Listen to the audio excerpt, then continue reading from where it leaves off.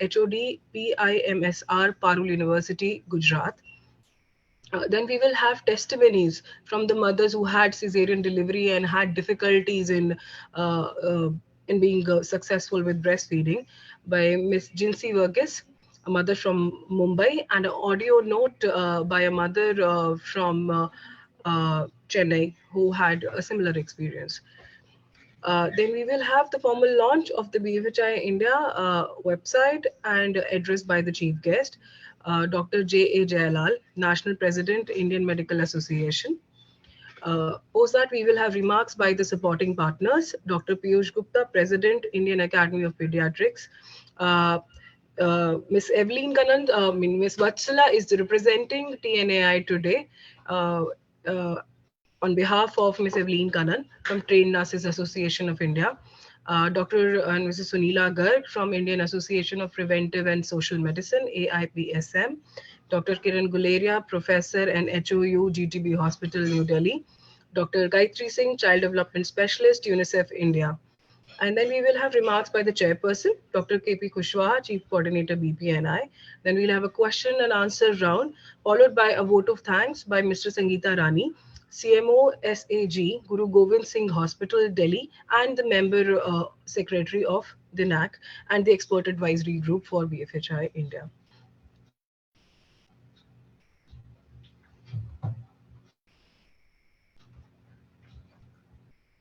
So I would request our chairperson, Dr. KP Kushwaha, for opening remarks and opening the session. Over to you, sir.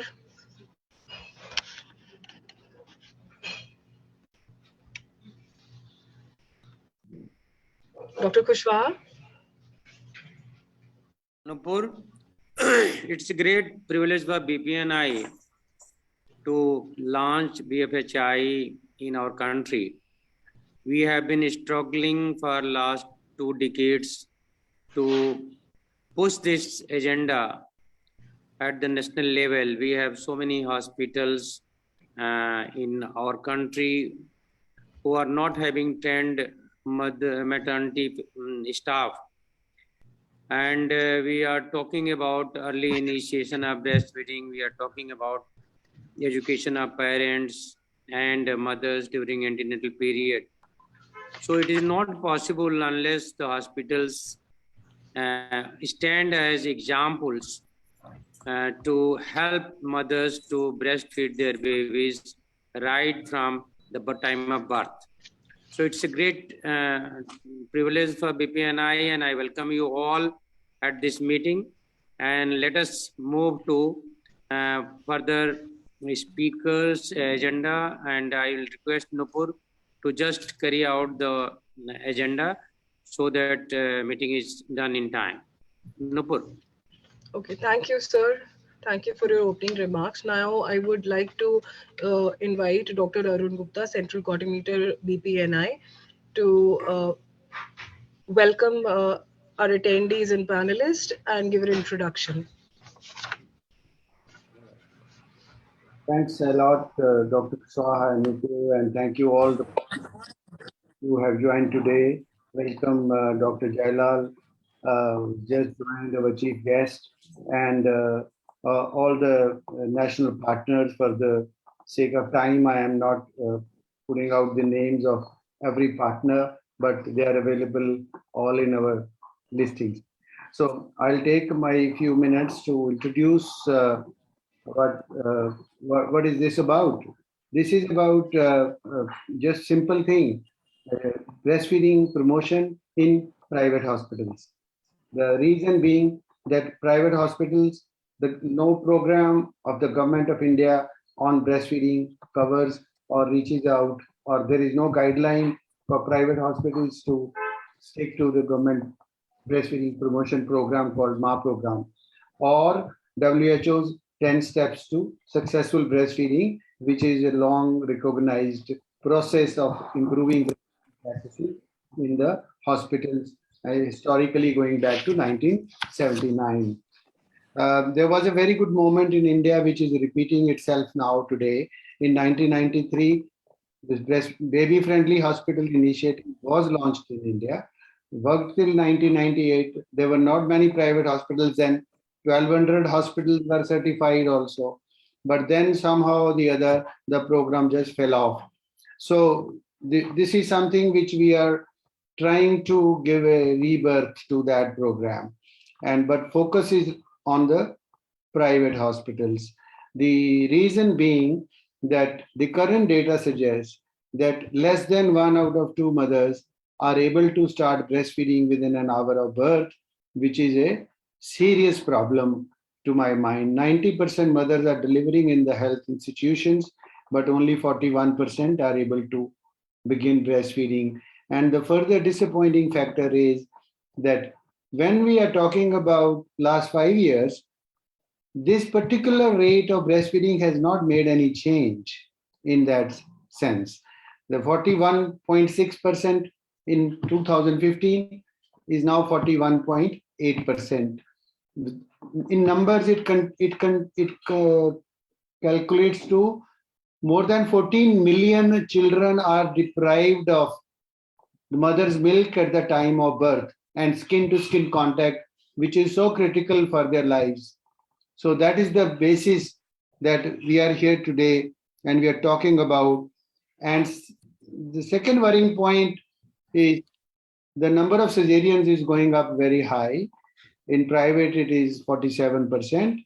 In public, it is more than 20%. So WHO recommends 10 to 15%. So I'm not questioning here the happening of cesareans, but I am trying to say this program is aiming at every mother, whether she delivers by normal delivery, by vaginal section, or by cesarean section, should be helped both during pregnancy and at the time of birth to be able to breastfeed. Mothers are struggling. We are not sure how we are tackling it. We have heard just an hour back 3 mothers speaking out loud and clear that they lack support. And 2 mothers will join us during this session. You will hear themselves. Mothers are not sure the hospital they are getting in is going to help them or not. So I will end here and I will hand over. If there are any questions, we will take it. Please write the questions into the Q&A box. If we are not able to answer all the questions today, we will certainly, BPNI has the responsibility to get back to you. Okay. Over to you, Nupur. Thank you, sir, for the welcoming note and for introducing the concept of BFHI India. So we have received a message from Dr. Girdhar Gyani that he'll be joining us in 10 minutes or so. So I would request Mr. Arjun Dewott, Deputy Country Representative, UNICEF India, to address us. Thank you. Can you hear me? Thank you, Arjun, for joining us. Yes. Okay. Good afternoon, everyone, and greetings from UNICEF. I must admit, when it comes to breastfeeding, I'm always proud to work for UNICEF in the sense that we've always been very actively promoting breastfeeding. Something that probably as an organization we started way back. We're now 75. We celebrated 75 years last week. But still a long way to go in achieving what we're all working on. I was going to talk about how important breastfeeding is. I was going to repeat the same data that Arun just presented on the challenges that we have with regards to the number of women or children benefiting from early initiation of breastfeeding. Well, majority of children are being born in hospitals, including private clinics. Let me not go to the formal presentation. I want to share with you a personal story. Slightly over 19 years ago, in Nairobi, my wife was very pregnant. We were in the last month. We had done many lessons. We had done lessons on how to do the delivery. I was going to wrap her back, and then we had learned about breastfeeding. And by the way, my wife has got a PhD in nutrition. I've got a master's in nutrition. So there are several bachelors as well. So there are plenty of nutrition degrees. That's not a problem. But we had done our homework. We had studied. We had learned. We were ready. And we went for the last checkup. And we were told, come back tomorrow morning, there's going to be a C-section. And of course, that threw upside down all our plans. The baby was born early in the morning with a C-section. The baby was brought to the room, was staying in the room after 2 hours, after 2-3 hours after the baby was born. And then in the afternoon, the baby started crying. There was no breast milk coming. And then my wife and we started looking at each other, discussing, yeah, what did we learn here? What do we remember from all those lessons that we've had on nutrition? Between my wife and me, we should know what should be done. We didn't know. At that moment, we just didn't know anymore. The baby was crying again and again. And then the nurses started coming, not just with proposing infant formula, but actually they brought the infant formula. We said, no, no, no, no, no, no. At the end of the afternoon, the aunties, the elderly aunties were coming with pots of soup for mama. So my wife started eating soup that was supposed to promote the breast milk. In the evening, the doctor came and said, hey, no choice, we're going to give infant formula. I said, no, but we should be able to do massage. Can we get somebody to help and guide and support? The doctor said, no, the baby needs infant formula. Now, 90 years later, my son, by the way, now exclusive breastfeeding also. We tried exclusive breastfeeding. We came to 5.5 months. We thought we had reached 6 months. But when our son was 2 years old, his grandmother, my mother-in-law, told us that actually when the baby was 5.5 months, she thought it was enough. And when we were gone and she was looking after the baby, she did give some other food as well. I trust that we reached the 5.5 months. My son, he's now 19 years old. He's going to university. He's 1.90 meters. He's taller than me and his mother. It has come all right. But for me, it's just that you might have all your degrees and your knowledge and your theoretical knowledge on why breastfeeding is important. But when it comes to it, we were stuck. We didn't know. We didn't know what to do. We just didn't know. And that is why the Baby-Friendly Hospital Initiative is so extremely important. Parents don't know. If you haven't done this before, you don't know. There is pressure from left and right to do other things. Yeah, and that is not only from companies and poorly trained or not inadequately trained, let's call it like that, health workers who also mean well. I'm not even talking about pressure from the private sector alone. We just often don't know. And it's not information, it is support. Me and my wife, we needed support, not information. We had all the technical knowledge. We had the books. And that's why Bfhi is so important. And not only for people who are delivering in public hospitals, also for people who are delivering in private hospitals. And therefore we continue on this dream of imagining that every family, every father, every mother learns about the importance of breastfeeding, and that there's support available to help the mother, to help the father, to help the family to do successful breastfeeding, to start with in the hospital. Imagine it is possible. And collectively we're working on it. Yeah, and I think in 20, 30 years when we all were started working on Baby-Friendly Hospital Initiative, we very much focus on the public hospitals because that's where many of the kids were being born. I think it's important indeed to recognize now that the world has changed. So we need Bfhi everywhere. So congratulations to AAPHI, to BPNI, to all others who are behind this. So that indeed every child born in hospitals, every family, every mother, every father is going to benefit from the best start in life of a child. Congratulations to the team, and we're very proud to be here today with you. Thank you very much. Thank you, Mr. Arjun, for sharing your personal story and for the encouraging words. Do we have Dr. Gyani with us? Okay, let me just check once. Oh, okay, he's still to join us. So I'll move on now with my presentation on the process for a hospital to get accredited.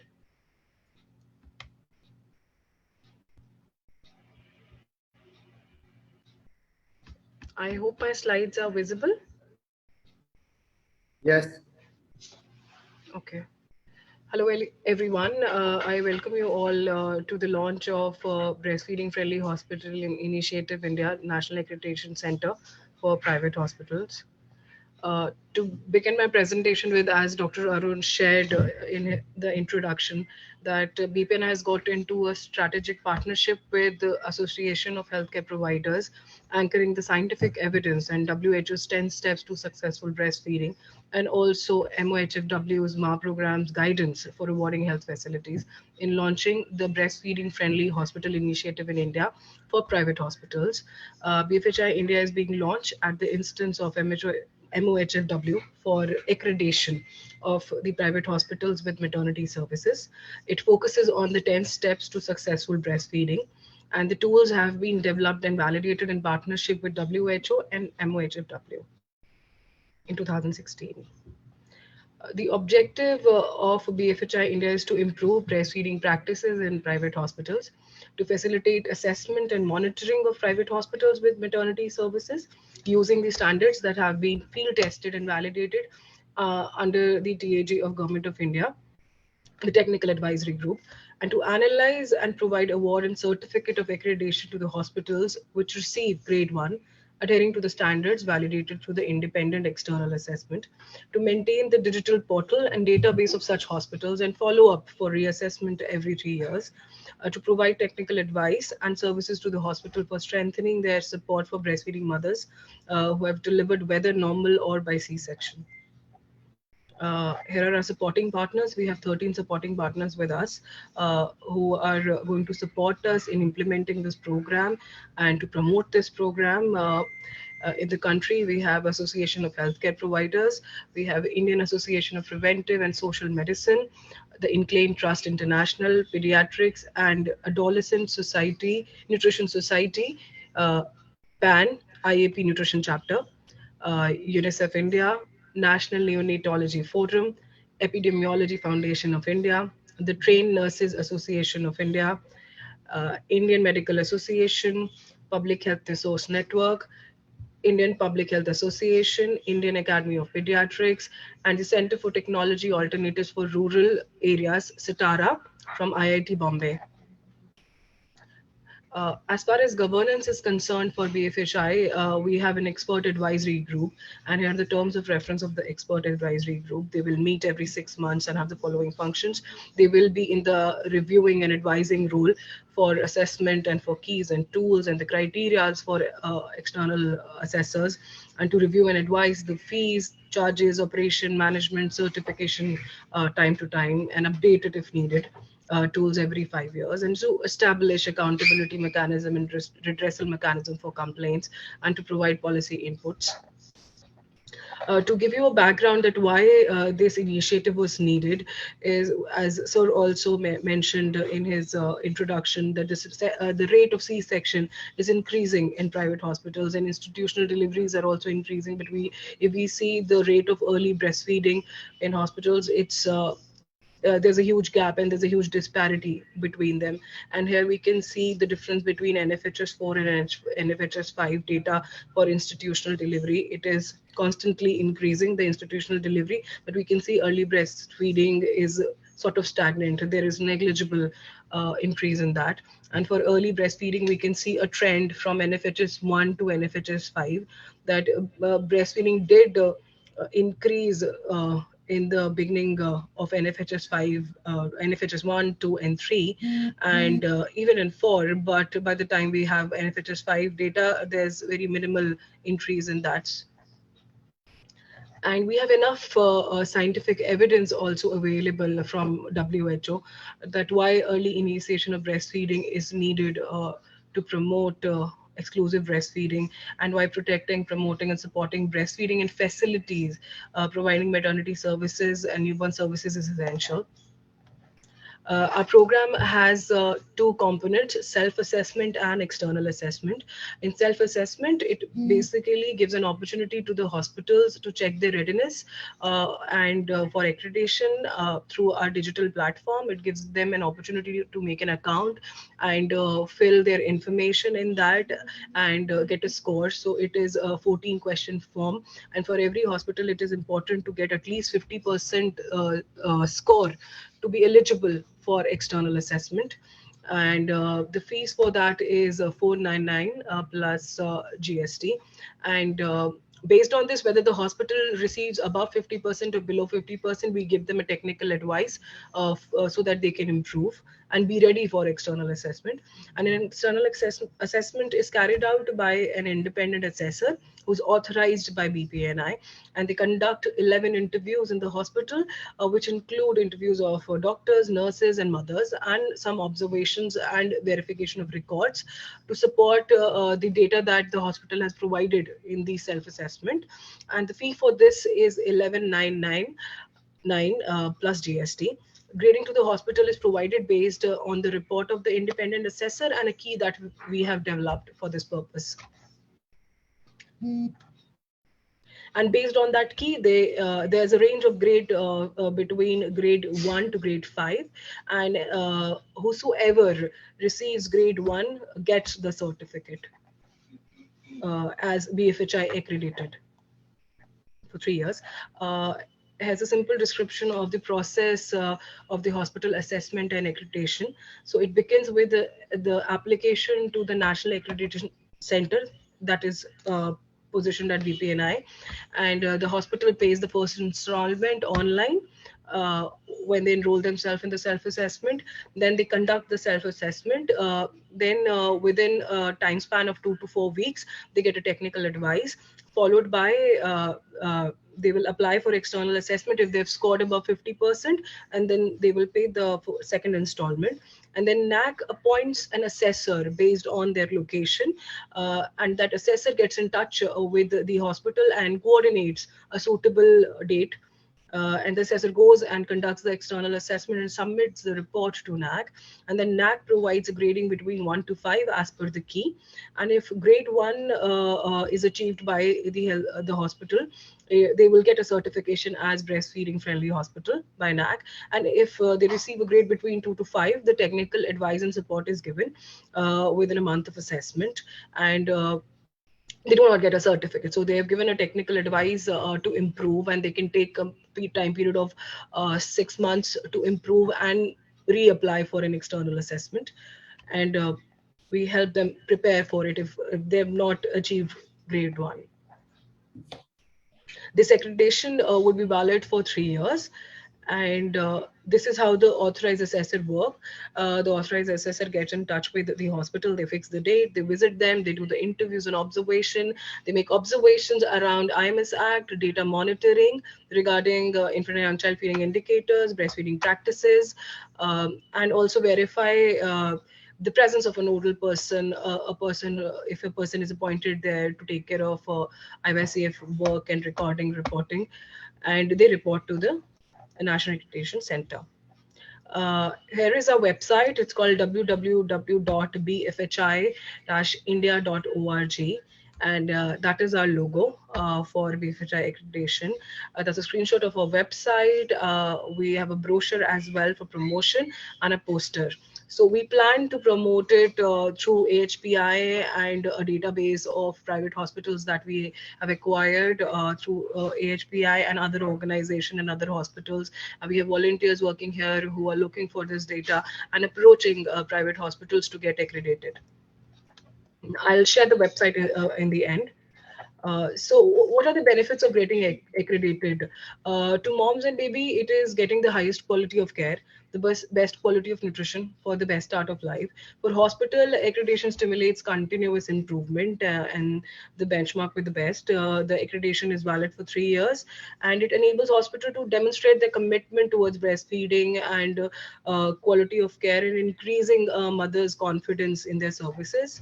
For hospital staff, it helps in continuous learning, in building leadership, in ownership of the process. It improves the professional development of all the staff and stimulates quality improvement.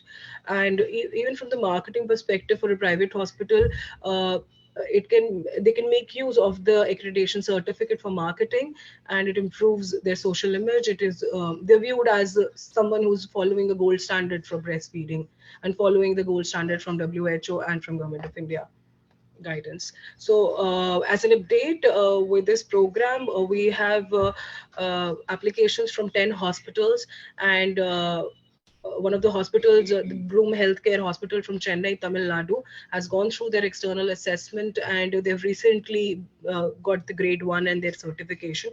And they're here with us also to share their experience. And out of these 10 hospitals, 2 hospitals are government, and they have voluntarily come forward to do their self-assessment. Here's a sample certificate. This is a certificate that Bloom Hospital has got. And we also give them a version of a bigger certificate which they can use as a standee to market themselves and put in at their facility. Thank you. I'll just share the website quickly with you. Nupur, after the launch of by Dr. Jayala. Okay. All right. All right. Okay. I'll stop sharing. Okay. So do we have Dr. Gyani with us? Has he joined? Not yet. Okay. Not So yet. move on with the agenda. Yeah. Yes. Okay.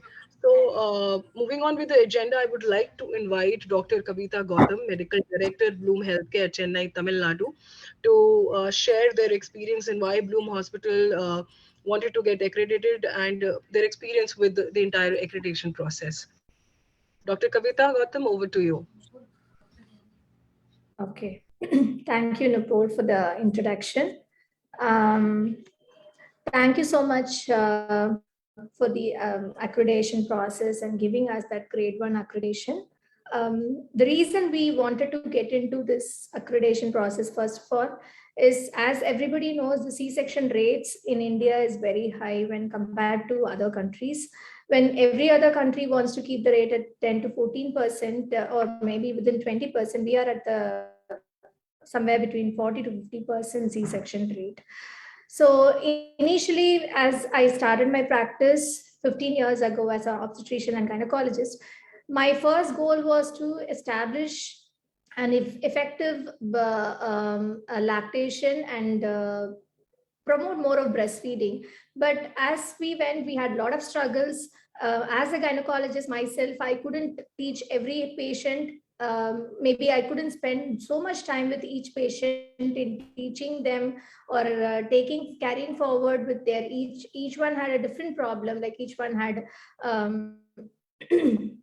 their own unique problems. So then I thought, like, we need to train our nurses so that they spend a lot of time with the patient. I think they spend most of the time with the patient, and they're the right people to teach the patients with lactation. But then I found out even the nurses, even if they are going through a midwifery training, they are not capable enough to have the entire knowledge to train or teach the patient. Then came the lactation consultant. I have Mrs. Jayashree as my lactation. I mean, this was something which happened 10 years before. So she came forward to help us, and that is how we started having a lactation consultant for all the patients who delivered either through natural birthing or a C-section delivery. It was a lactation consultant visit was mandatory for all the patients, and it was made compulsory. And through this, we saw a lot of increase in the breastfeeding practices, and there was a lot of myths which was around this practice as well. Like the family was giving different advices. The family was telling the patient to eat more or eat certain food which will increase the lactation, and so many myths around breastfeeding. So the lactation consultant who came here was able to break down all the myths and teach them the holding position, latching. There were a lot of latching difficulties which was overcome. And initially we were using syringing and we were introducing the patient to nipple shield very frequently, which was, then slowly we avoided such practices, and the breastfeeding became more comfortable. And later on, we are also looking into reducing of C-section goal for now is to reduce the number of C-section delivery, and we've so far achieved a C-section rate is much less than 30%. Though I mean, not able to bring it further down, but we are still working on, and we are promoting natural birthing. We are also promoting other methods of non-interventional birthings, by which we thought we can improve the skin father mother baby time is mother having a baby. Soon after the delivery, that skin to skin and immediate latching is something which we are still working on.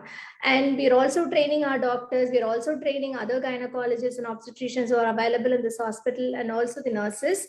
But again, all this has been happening out of our own interest. There was no compulsion that we have to definitely do this.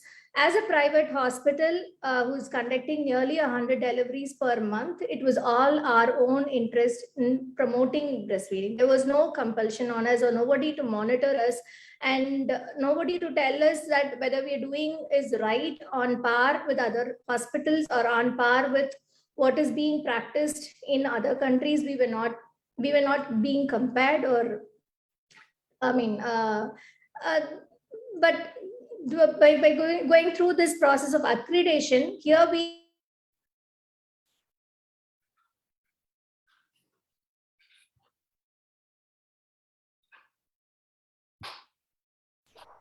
I think there's some network issue with Dr. Kavita. We lost her. sorry, I think, am I audible? Yeah. Yeah, ma'am. Yes, yes, absolutely. Through this process of BPNI and this getting into this accreditation has definitely helped us. I mean, give that quality of care, whether I am there or whether any other obstetrician is there, whether one particular nurse is there or any other nurse is available for the delivery. I think everyone are equally trained, equally given that knowledge, and we are able to measure each other that what I am doing today is what the other doctor is doing tomorrow. So this kind of accreditation gives us indicators and measuring points, which is definitely helpful when it is a group of doctors practicing under one roof. Definitely, I should appreciate the BPNI network for giving us opportunity. This is something we were doing it on our own interest, and now we know that what we are doing is right, and we are through the right track, and we are being measured by a big association like BPNI, and you've given us the grade 1. That means what we are doing is right. So this gives us a lot of happiness, like what we've been doing for the last 10 years is right, is what we've understood. And thank you so much. And I would, this would help many other doctors like me or the hospitals like us to improve our quality of care to the patients. Thank you, Dr. Kavita, for sharing your experience and the challenges that you faced. Okay, we have Dr. Girdhar Gyani with us. So before I move on to Dr. Uma Nayak, ma'am, if you allow, can we have Dr. Girdhar Gyani's comment first? His address?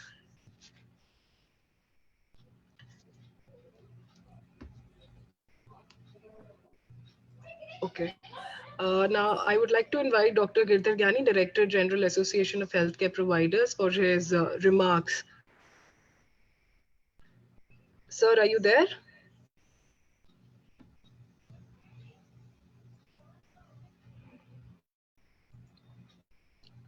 Dr. Gyani?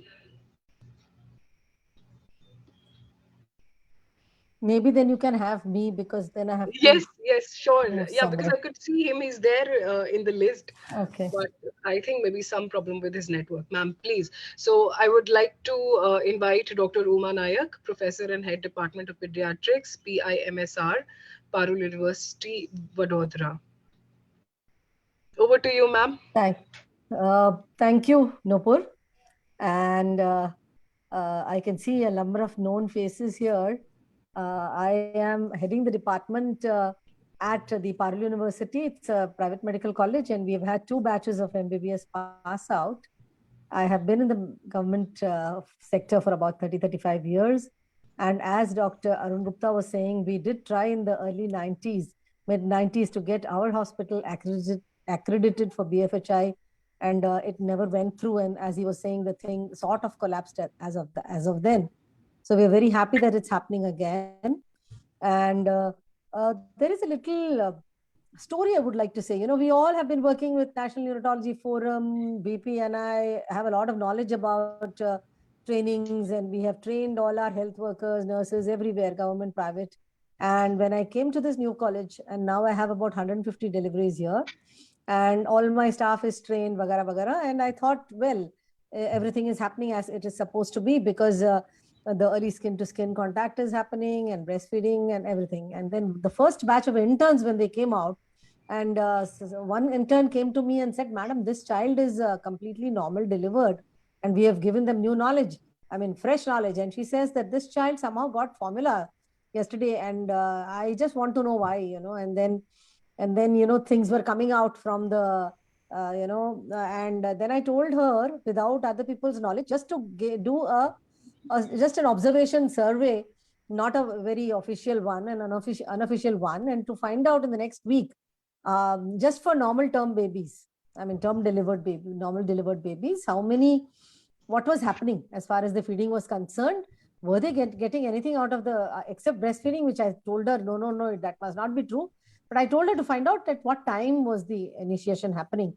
And it was like, to our disbelief, nothing was perfect. And only about 20 to 30% was starting feeding in the first 1 hour. And somebody here and there in the middle of the night, lack of staff, giving some formula also, everything was happening. So in the meanwhile, I had already passed a study through the ethics committee, which I had already done in the government medical college, a quality improvement study for early skin to skin contact and delayed cord cutting and early initiation of breastfeeding. And that went through. And because of that, again, we started the study in the form of a QI. And we saw the amount of struggle, because after that, in the next 2-3 months also, only out of 10 term delivered, normal delivered babies, we were able to achieve the early skin to skin contact.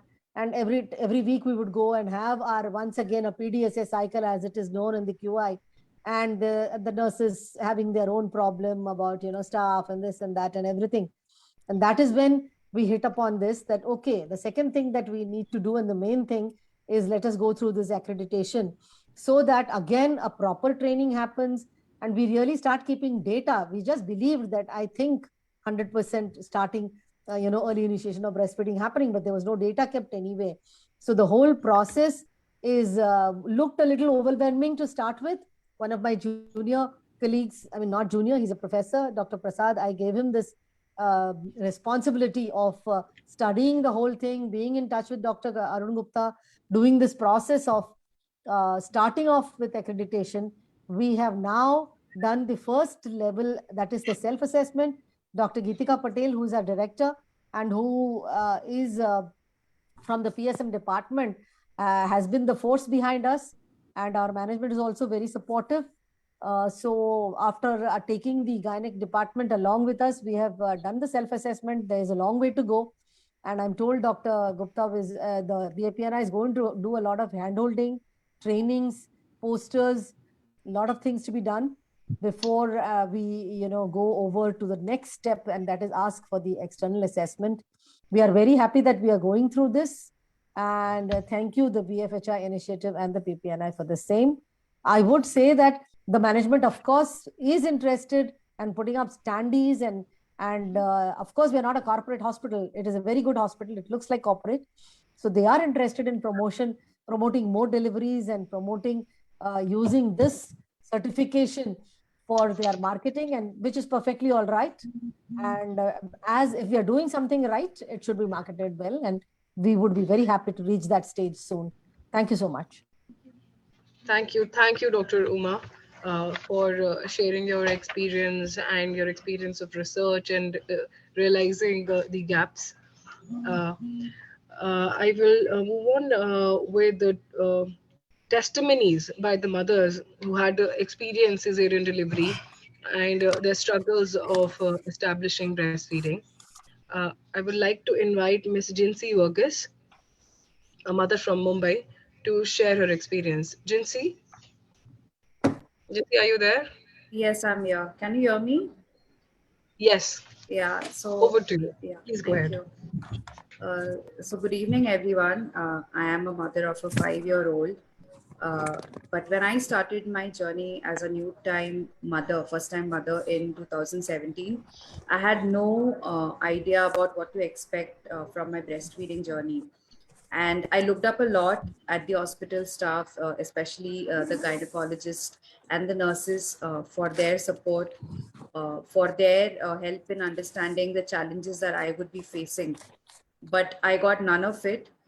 So much that when after my C-section, when I was trying to breastfeed my baby and I was not able to, I thought I was a failure as a mother because I was not able to feed my child. It was only later that I realized that almost all mothers go through a lot of problems in initiating their breastfeeding journey. And when I realized that this problem is so rampant, I was wondering why didn't I get the support and the guidance and the information I needed to empower me and to take right decision and to understand that breastfeeding has its own challenges, but it's a journey worth making.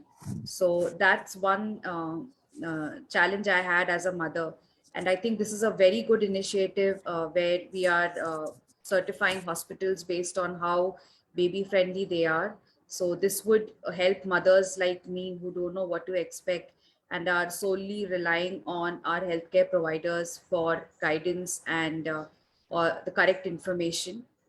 Also, another thing that I wish to highlight is that, uh, you know, so many important things like initiating breast milk within the 1 hour of birth, skin to skin contact. Most hospitals don't follow it, sadly, even though they know how important it is. So this certification method will only encourage more hospitals to pave way to a better baby friendly and breastfeeding, to make them better supporters of breastfeeding. And that's what I hope. And I hope that mothers like me are not left lost, especially at the start of their delivery and start of their motherhood, because that is the time we need support the most. And also doctors need to understand and teach parents that breastfeeding journey starts at the start of a pregnancy and not after the baby is born. So right from the first month, mothers need to be prepared and taught what to expect and how to go about the delivery, and not how to go about breastfeeding and not after the baby is born. So that is something that's again lacking. In my 9 months of pregnancy, the doctors not even once mentioned about breastfeeding or how I can ease myself or what exercises I can do. So I was not informed at all. So I think it's important that doctors remember that breastfeeding starts with the start of a pregnancy and not after birth. Thank you. Thank you, Jinsi. Thank you for taking out time for us and sharing your story. It's really encouraging.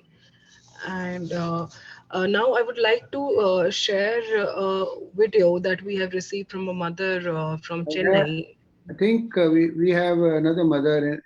If you want to Yes. provide the video, I think Divya is here. Is if she can speak, and then probably we can launch it. Okay. Divya? Yes, Nupur, I'm here. Yeah. Hi, Divya. So, Divya is one of our assessors for BFHI program. She's a lactation consultant also, and her breastfeeding journey and the struggle that she faced during breastfeeding, her breastfeeding journey, it led her to become a lactation consultant. So she has a story as well, a similar story like Jinsi. Divya, over to you. Yes, thank you, Nupur, and hi to everyone. So this is Divya here from Chennai, and my journey into breastfeeding wasn't very pleasant because my initiation of breastfeeding in terms of C-section that I had happened only after 24 hours after my delivery, and there was no hospital staff, and I delivered in a private hospital in Chennai, which is very reputed. So there was no hospital staff or even the gynae or pediatrician who was there to actually be there and guide me through my journey. So, which is why I find this initiative to be very, very important. I hope all the hospitals realize the importance of this initiative. And thank you so much for this opportunity.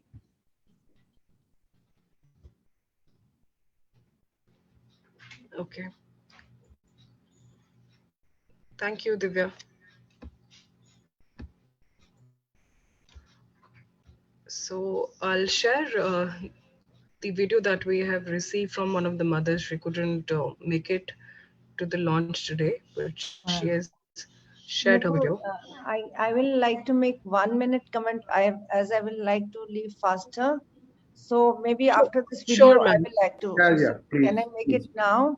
Yes, please, So, go ahead. Yeah. yeah, thank you, actually, Dr. Arun. In fact, I typed the message for you that I'm going to leave the bit, but it is a very good attempt on part of, BPNI and Association of Healthcare Providers of India.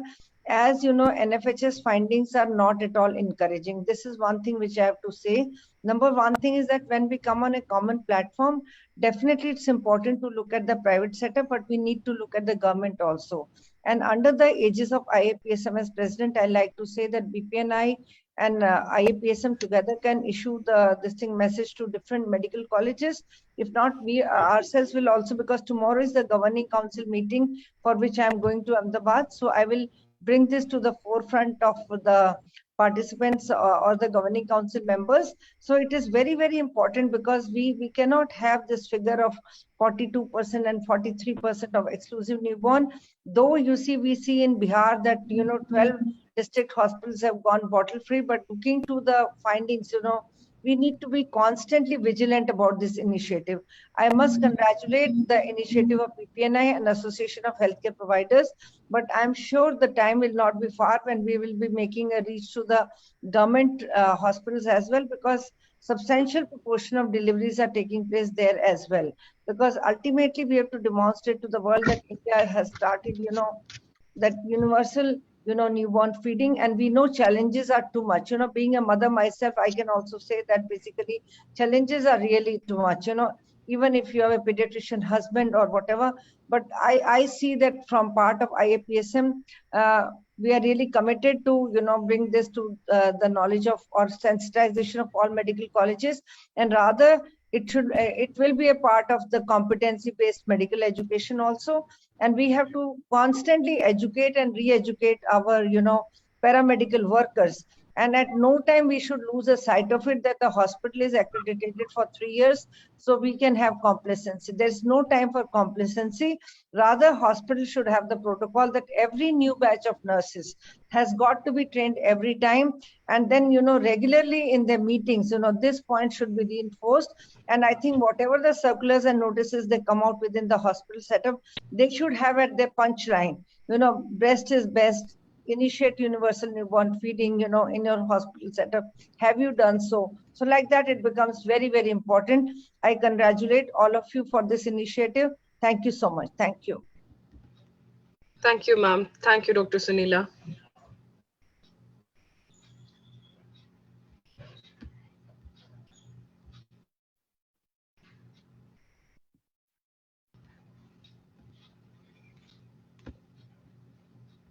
Uh,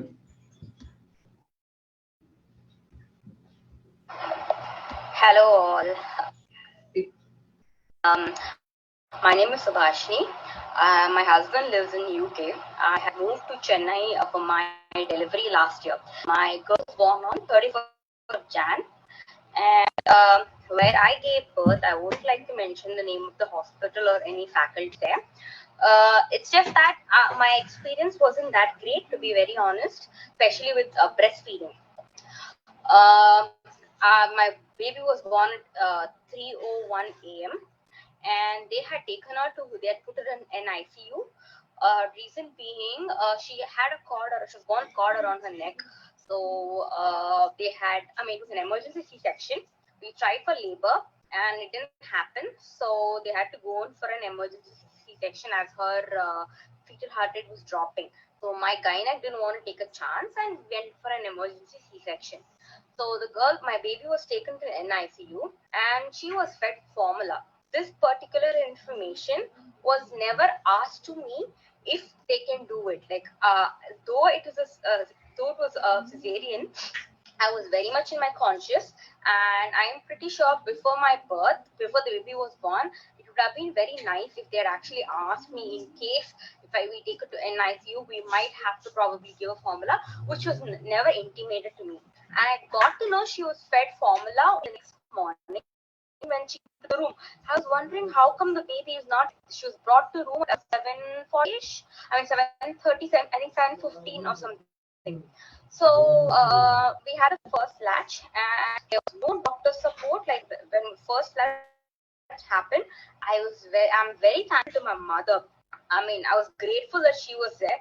If my mother had not been there, or imagine a mother who's not able to probably bring her parents into hospital, or they live in a different country, or they're different parts of the state where they're not able to travel. So there was, the hospital people did not help me in latching. It was my mother who stood like a pillar for me there 2 full days. Like I was in the hospital for 2.5 days. So it was my mother who held baby for during the since I had C-section, I had to lie down the first day.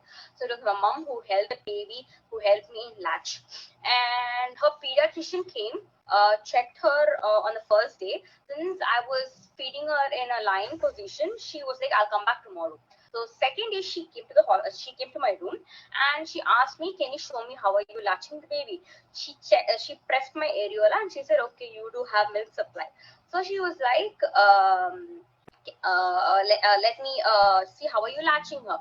So since this is my first baby and I had absolutely no like as in my mom had 2 babies, she never went through such a process where she felt breastfeeding was was very difficult. Both my brother and me, we both latched. She told my mom that this is her nipple had cracks and it was paining a lot. So when I called up my gynaec, she asked me to put nip care. And since I was in the hospital, I got nip care, and it so happened that nip care was so thick that I knew if I apply that on my nipple, it's going to be difficult for baby to actually breastfeed. And I do have slightly like a flat nipple, I would say. So I had asked one of the nurses there, what should I do? She handed me over a syringe backside and told me that I could just put my nipple on there and drag my nipple out. So I did as she told me, and I did see some blood coming out. So I kind of freaked out. And that night, I didn't let her latch because I was so scared of the pain. I ended up buying formula for her that night. And next day, her pediatrician came and she told me, she saw my breast and she was like, "Oh yeah, I can see that, probably the baby is not latching properly." And then she was like, "Show me how are you latching her." So again, mom handed her over to me and she was pretty rude to my mom, saying that she looked at me and told me, "I would be happy if you have someone with you who can actually help you." Like I felt really bad. I thought that's not how you treat a patient who's it's been just 2.5 days since I've actually had a major operation, and this is how they talk to me. And then she called in for a lactation consultant who works in the hospital. She came in, she stormed to the door. She was hardly there for 5 minutes. She told me how to latch and she just walked out. Like she wasn't even physically present there for one full breastfeeding session to see if there's actually milk transfer happening or what is actually happening. She was hardly in the room for 10 minutes. And they charged me for that. So it's not the payment part here, but come on, like you're going to charge me for something and I expect you to be physically present at least for a while, which really pissed me off. I'm very grateful to Divya. I got her in contact through my gynaec and I got in touch with her, and she and her mentor, both of them helped me a lot. In the first session, they were online, like we had a video call. They were actually on video where I just recently saw her put up last year, just so that when I vaginal birth or a C-section, I think, and so I really think it's very important, like how a pediatrician is present at the time of birth of a baby. I think let it be vaginal birth or a C-section. I think lactation consultant should probably be there and try to latch the baby in the golden hour, which most of the hospitals are not doing, and I highly recommend them to do that. And yeah,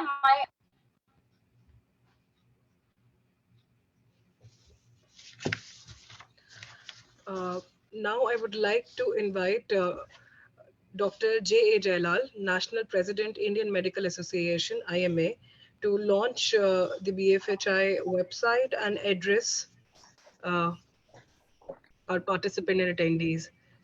Thank you very much. Thank you very much, Madam, and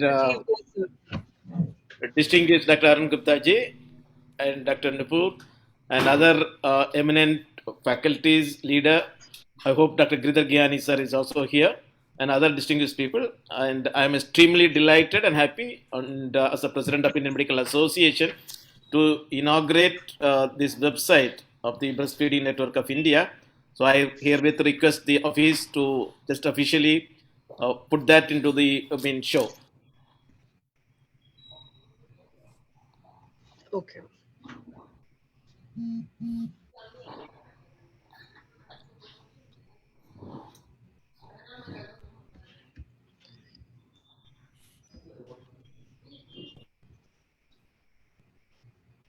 I hope the screen is visible. Yes, it is visible now.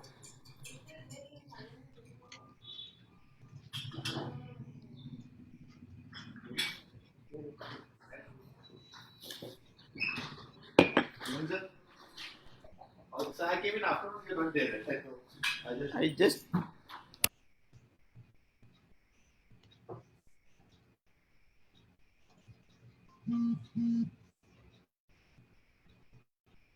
Is my screen visible? So can you see the website?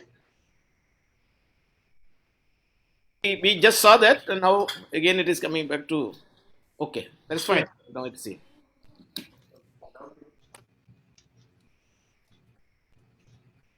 Okay, so this is the BFHI India website, and here you can see we have a section where the hospitals can apply. So they have to click if it is a maternity service, yes, here. And then here you can see the entire process of application, self-assessment, payment, self-assessment, external assessment, payment, and the result.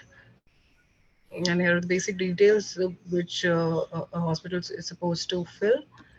And then they can log in and fill their self-assessment form. And the website has all the details about the program, its introduction, concept note, rationales, testimonies from the mother, national and international guidelines for BFHI. More program.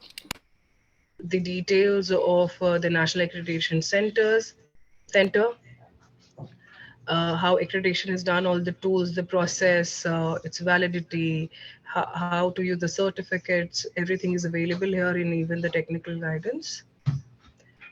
We have a section for authorized assessors also, their roles and responsibility, and how people can apply for, qualified people can apply for becoming an authorized assessor. They can register and apply here.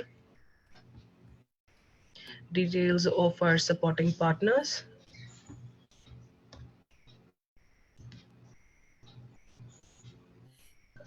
Resources.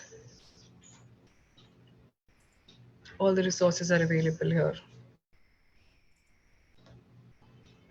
Sir, I would request you to officially launch the program. Yeah, I declare this website is officially launched. And thank you very much for that wonderful website also I created. It tells every details of this program.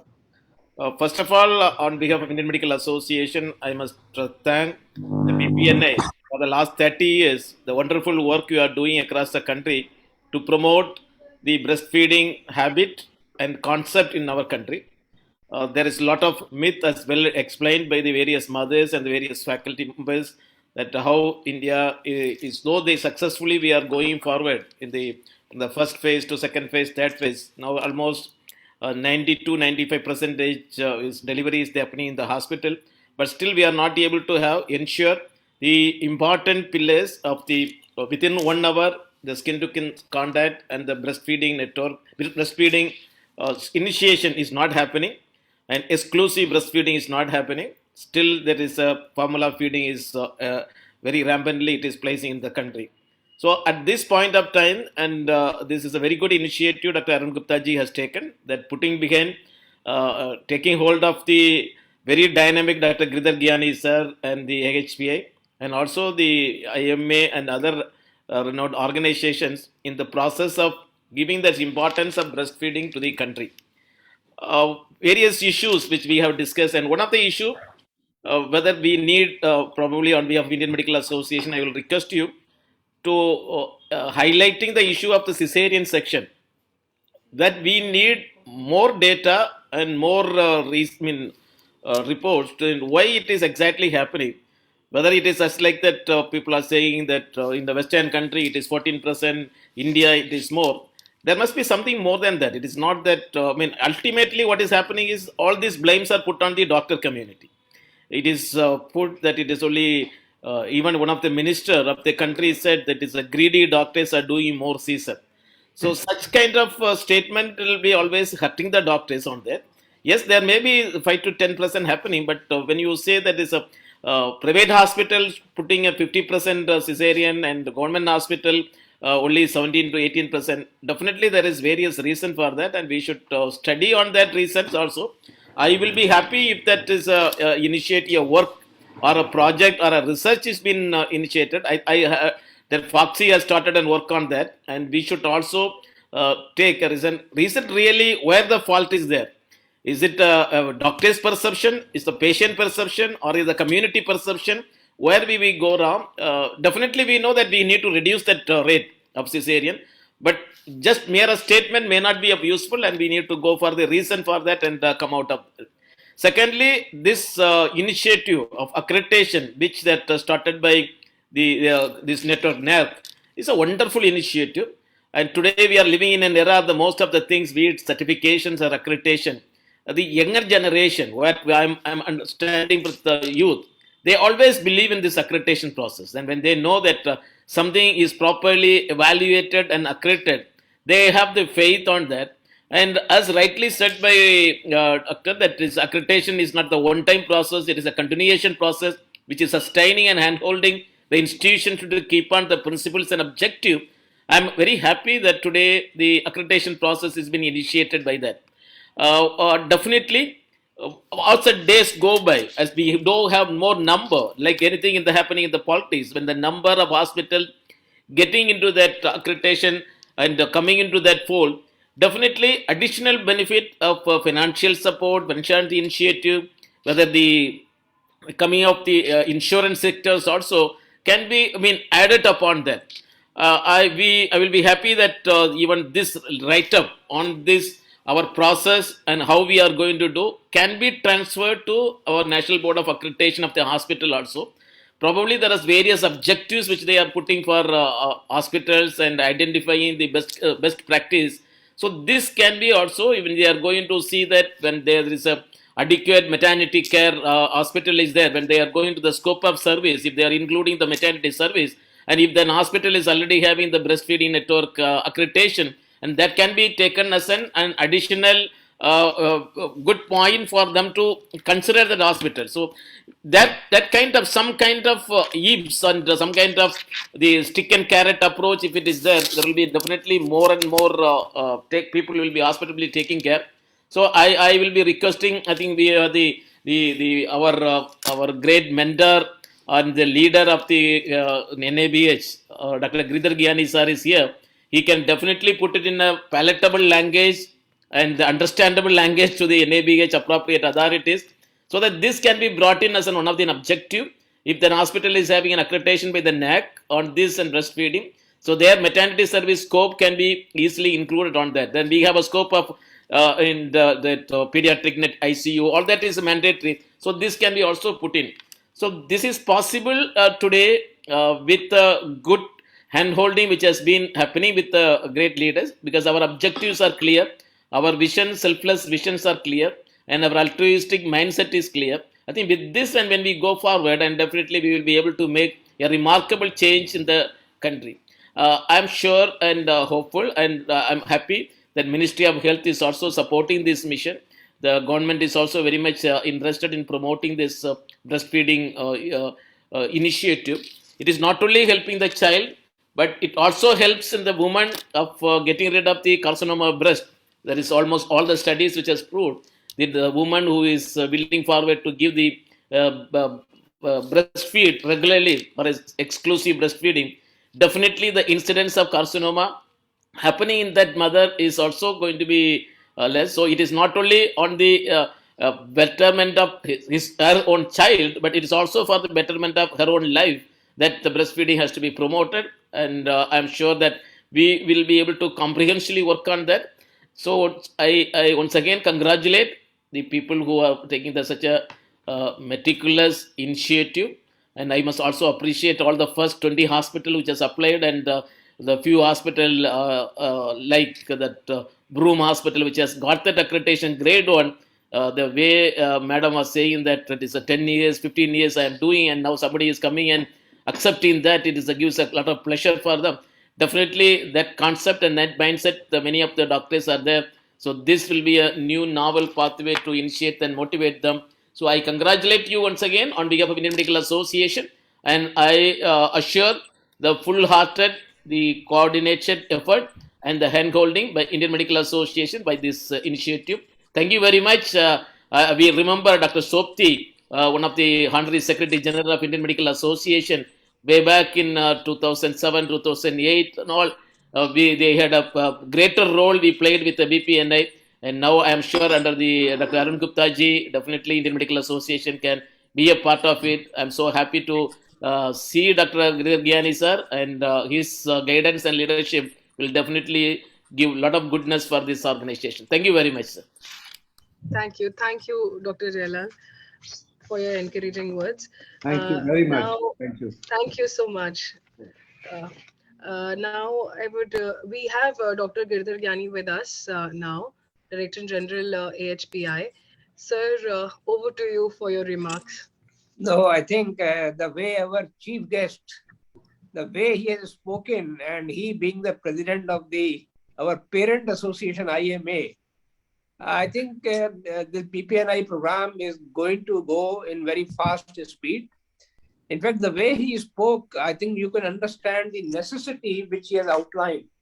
And the way, the IMA support now will be available to us, I'm sure this program, we will take it to the new heights. You see, our hospitals, then IMA hospital board, if we combine the two, in fact, we cover each and every hospital of the country. And the kind of enthusiasm now which is there in the industry post-COVID, all industry now wants to prove and wants to come out with a new avatar. And I think in that new avatar, this breastfeeding program can be one of the very effective segments. So I'm sure that we will work on it, and the launch today is just a beginning, and we will make it happen, and we'll make it a movement of, rather, as I mentioned earlier, we would like to make it a society community movement. If the drive comes from community, goes to hospital, goes to doctors, goes to nursing staff, goes to allied healthcare workforce, and I think then this will be the program of the nation. So with that, I think I once again thank Professor Jailal for his kind words and support to this program. And I'm sure that under his patronage, we will take this program forward. Thank you very much. Thank you, Dr. Girdhar Gyani. Now moving forward with the agenda, I would like to invite Dr. Pierce Gupta, President, Indian Academy of Pediatrics, for his remarks. IP is one of our supporting partners. Yes, thank you, Nupurji. And dear Dr. Arun Gupta sir, Dr. Girdhar Gyani, Dr. Jailal, and all my dear friends. It's really a great day when we are launching this initiative, and IAP has always been in the forefront to promote breastfeeding in the country, and has always given a helping hand to BPNI, and taken some tough decisions this year, by which we ban even the some sister concerns who were masquerading as the other not manufacturer of baby food. But I think we have been able to take that stand this year and go with you. So we are all with you. And fortunately, we are also joined by Dr. Upen Kinjwadekar this just now, because Dr. Upen will be taking over as president-elect from the next year, and he will be there for next 3 years. And he's a staunch nutrition man. So I'll request him also to say a few words so that our commitment, at least for the next 3 years, is perfectly sealed. Thank you. Thank you very much for giving an opportunity to be here. Dr. Upen, sir. Welcome, Upendra, please. Are you there? Very good evening, Doctor. Yes, sir. I'm very much here. Thank you. Good evening, Dr. Gupta. Good evening, Dr. Pierce Gupta, sir, our beloved President of Indian Academy of Pediatrics. It's an honor to be here, and I've been watching right from the beginning this initiative by BPNI. I'm very sorry I missed the last program of BPNI, but somehow I tried to compensate by attending this one. As Dr. Piyush Bhai said, that we at IIP are totally committed for it. It is said that common sense is not common, so I think somehow the breastfeeding intervention, for which so many associations have to come together for simple steps like early initiation and exclusive breastfeeding, and literally a zero cost intervention, literally anything else, immunization, safe drinking water, whatnot, everything requires some money, and this is totally available free of cost, but still somehow we have to make so much effort. But all said and done, it is here, we have to do it. And very importantly, as everybody said, that this baby-friendly hospital initiative, it will not only give confidence to the patients, but also to the staff. At so many hospitals, the staff is taking so many efforts, so much efforts to actually promote breastfeeding, but somehow it's not being appreciated. So I feel once we have this kind of intervention, this kind of accreditation, they will feel that the hospital where I am working, the kind of intervention I am doing, the kind of support I am giving to the mothers, because everybody has the information, it has to just convert this knowledge into practice. That is what I felt. And once we do that, every hospital gets on the same footing as far as the early initiation is considered. I feel why should we not recording the first breastfeeding? We talk about first cry of the child. We talk about when was meconium passed. We talk about when was urine passed, but nobody talks about when was the first feeding given. So those who are attending over here, we should have that additional column in our indoor papers. Early initiation, irrespective of whether it was cesarean or normal delivery. There is no point of a normal full-term baby who has cried immediately after birth to go under a radiant warmer, and then 1 hour is lost over there, cleaning, bathing, vitamin K, so whatnot. But then instead of that, if the baby straight away put on the mother's tummy and then baby crawls and starts sucking, why not? So such a simple thing, I'm sure this will go a long way, and this accreditation will give confidence all over to the hospitals, to the staff, to the obstetrician, to the pediatricians, and community at large. And we are really, as Piyush Bhai said, IIP is extremely happy to be associated with it, and it's a long association, and we are totally committed for it. Thank you very much again. Rupendra, thank you for your kind words and encouraging words, and we really treasure IAP's support to this program. And we have heard from mothers also how important pediatricians are in making it successful. Now, I would like to invite Ms. Vatsala from Trained Nurses Association of India for her remarks. Yeah. Good evening to one and all. On behalf of the National President of TNEI, Professor Dr. Roy K. George, and Mrs. Evelyn P. Kannan, the Secretary General of TNEI Headquarters, I, Mrs. Vatsala, Assistant Secretary General, representing the entire nurses of India. TNEI, the 113 years young association, representing 5 lakh nurses across the country. TNEI is feeling proud to be the supporting partner of BPNI since its inception for more than 30 plus years. First of all, TNEI appreciate the effort of BPNI in taking up the initiation to accredit the hospitals for baby-friendly hospital initiative, and big congratulations for the launch of the same. TNEI is also an advisory board member of BPNI, and TNEI has joined hands with BPNI in celebration of 30 years of completion of BPNI, conducted various programs in collaboration with BPNI, and especially observing World Breastfeeding Week every year and also conducting various competition programs across the country. And the TNA also takes a pride in saying like we are publishing materials related to breastfeeding, and also doing advocacy on IMS Act in collaboration with BPNI. So TNA has also taken part in which the BPNA launched a webinar on I Decide about my feeding my baby, as well as the MA program. So at this time, we would like to say TNA is always committed and be a supporting partner for BPNI in execution of this baby breastfeeding hospital initiative program. Thank you. Thank you, Ms. Vachala.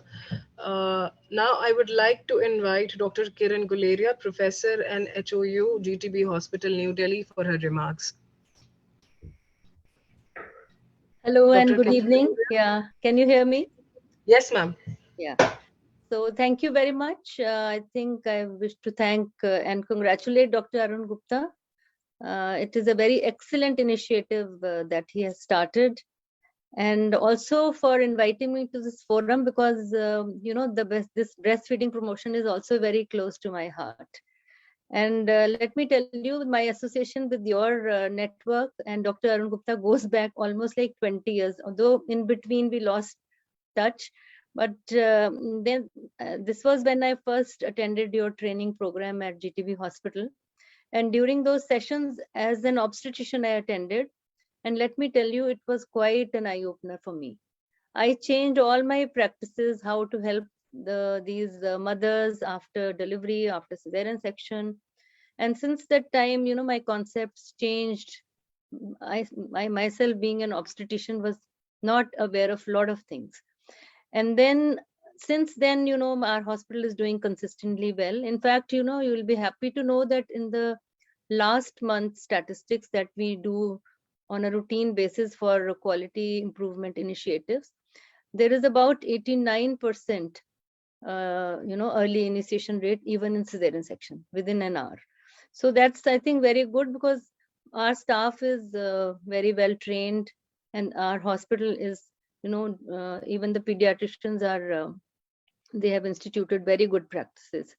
And time to time they keep reminding us, and our residents also, our nursing staff also, that whenever our rate they think is dipping, then there is a notice or there is an intimation, then we again start to look actively into it to improve our practices from time to time. So actually what I mean to say is that this requires persistence all the time, and you have to be you know, very carefully, meticulously looking at this statistics also, so just to be consistent in your programs.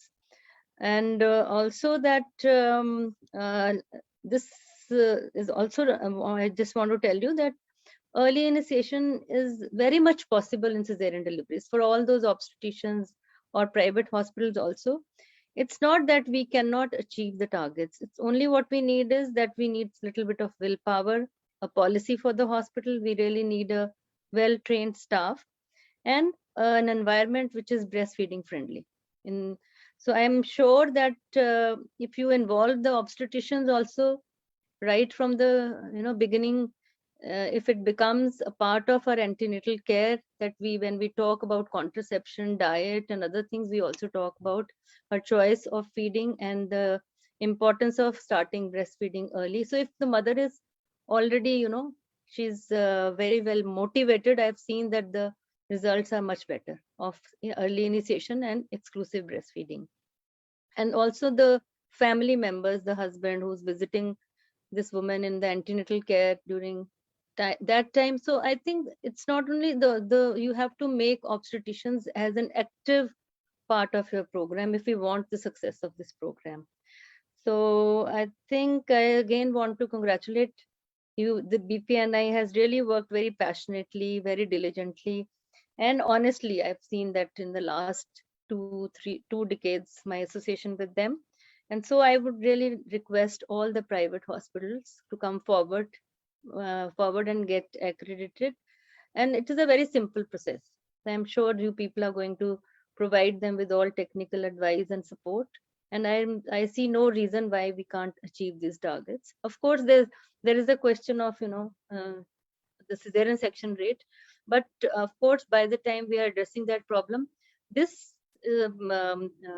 initiative still should be actively pursued, because there will always be cesarean sections. So this has to be pursued.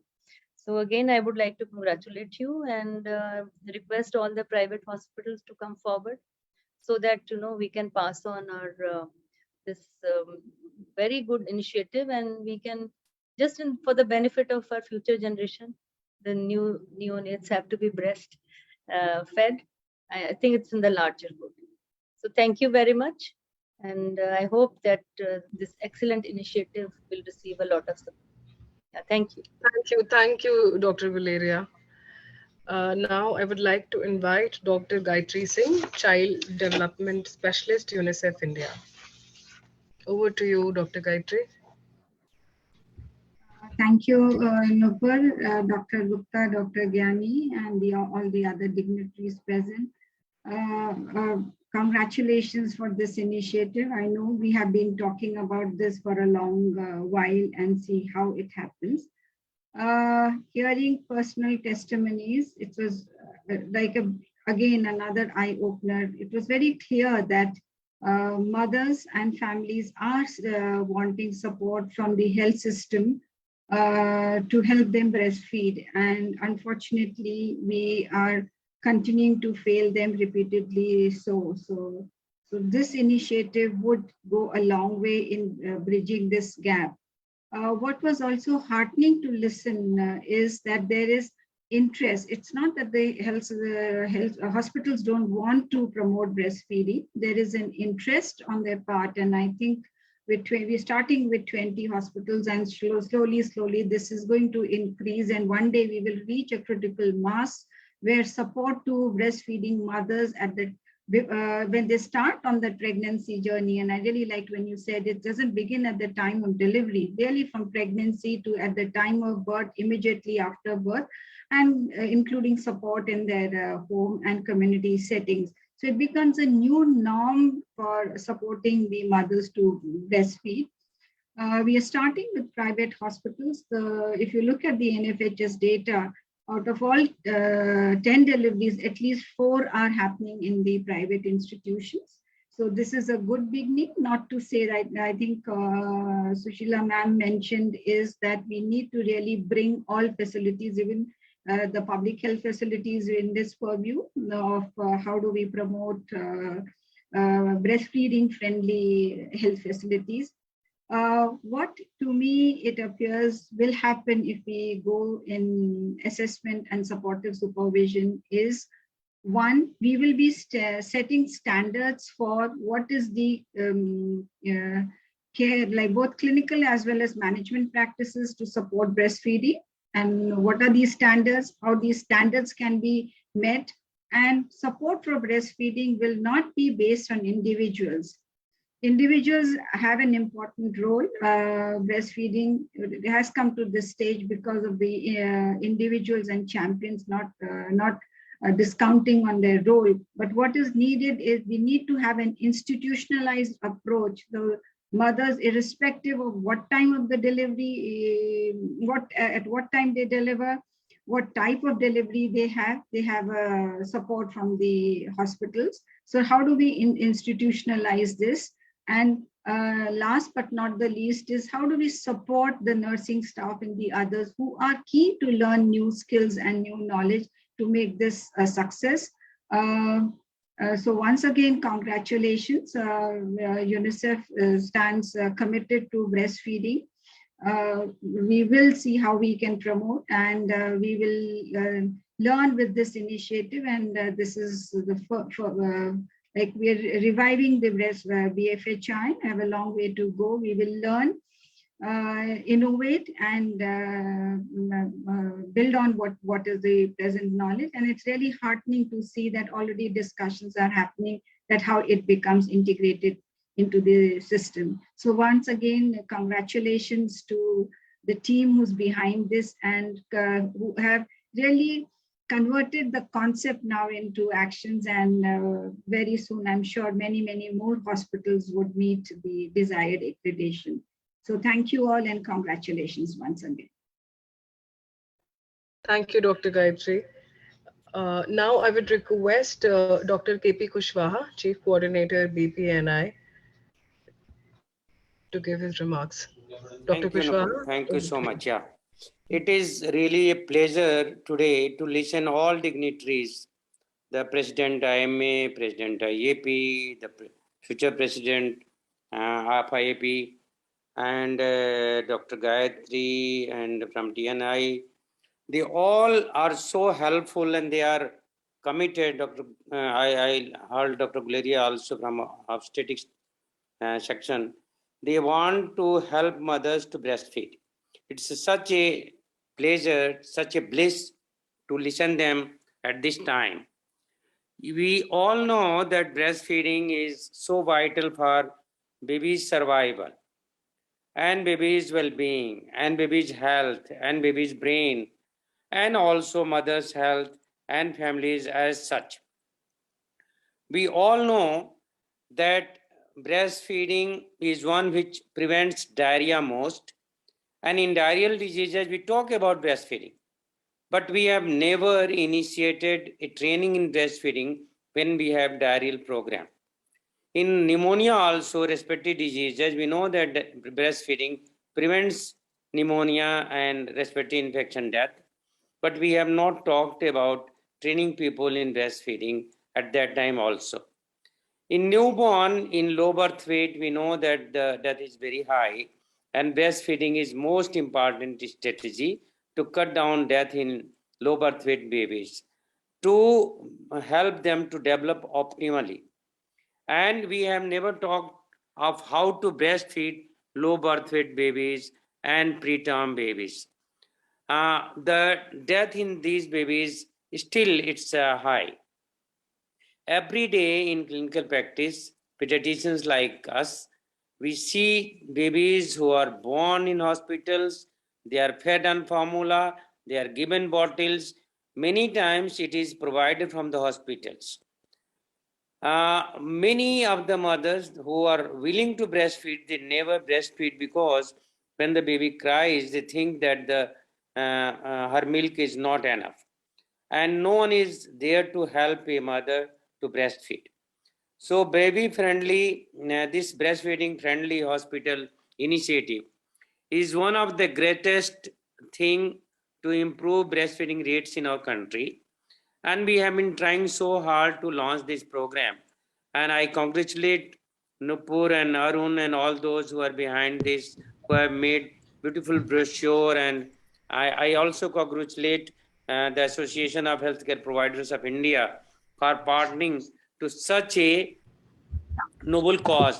This cause will always put feather in their crown because this is one which is going to save babies. Baby friendly, this breastfeeding friendly hospital initiative, we know that this needs training. We have to train all parents and mothers during antenatal period. So we need to have a booklet, a training module for antenatal mothers. We need to have a training module for doctors and nurses, which we all have in this program. So training is one of the very important thing in this breastfeeding hospital initiative, which every hospitals must go, because we all want that babies should survive and they should be healthy and they should develop optimally. Antenatally, all hospitals must start an antenatal clinic for mothers and for couples, even the family members, so that they are well prepared. Immediately after birth, all babies, they need skin to skin, which has been highlighted by the future president of IAP.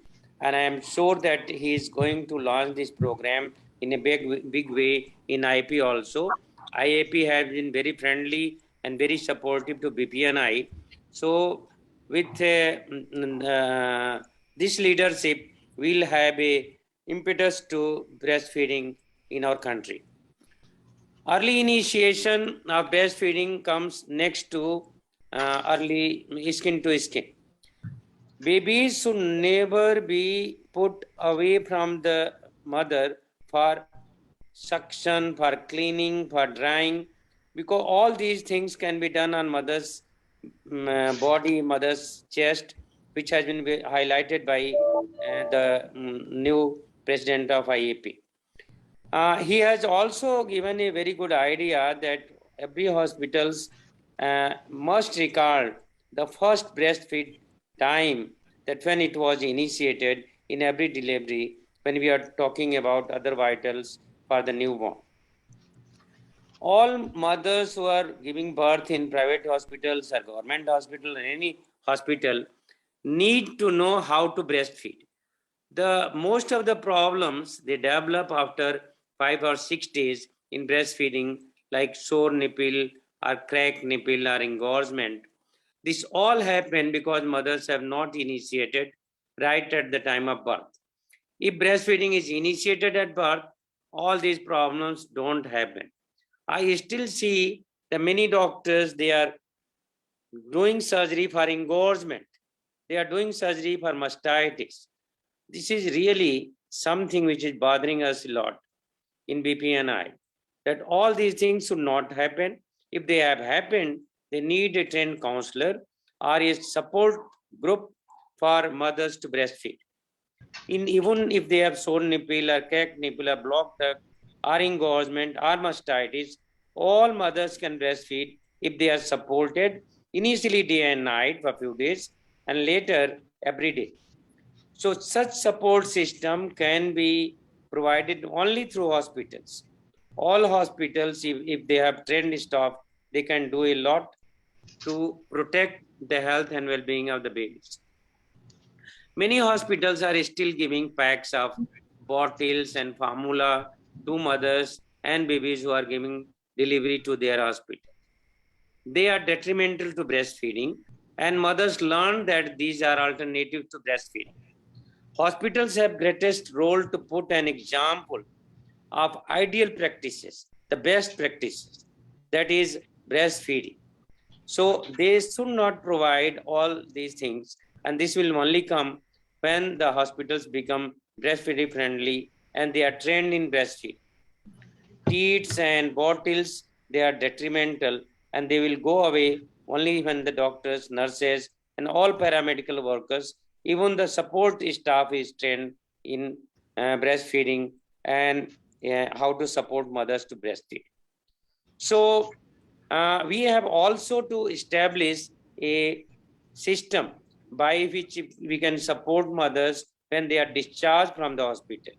All hospitals must have a discharge criteria where breastfeeding has been established and then the mothers are discharged.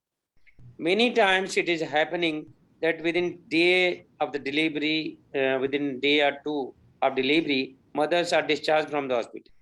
They do not learn how to breastfeed. Breastfeeding has not been established. So all these issues will be dealt in, when the hospitals get accreditation to breastfeeding friendly hospital initiative. I think that seeing the enthusiasm of President of IMA, seeing the enthusiasm of President of Association of Healthcare Providers in India, and the UNICEF and other IAP, I think that we can be very successful in this program.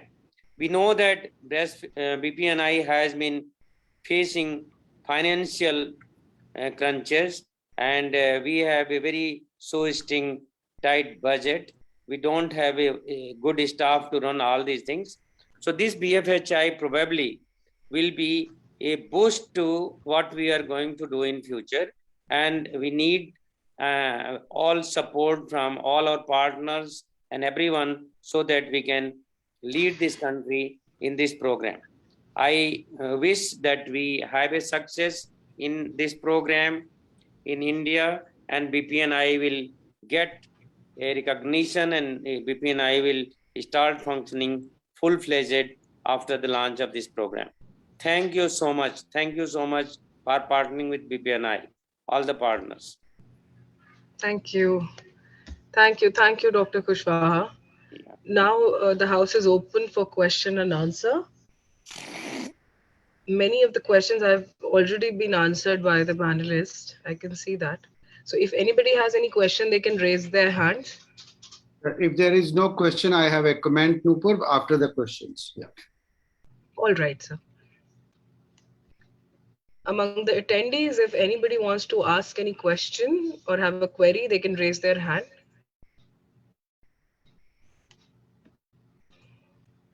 So we had a lot of questions simultaneously through the sessions and all were answered actually. Yeah, so there are no questions. So we have one hand. Yeah. Just Deepika. a second, let me see. Deepika. So it's from Mr. Deepika Saraf.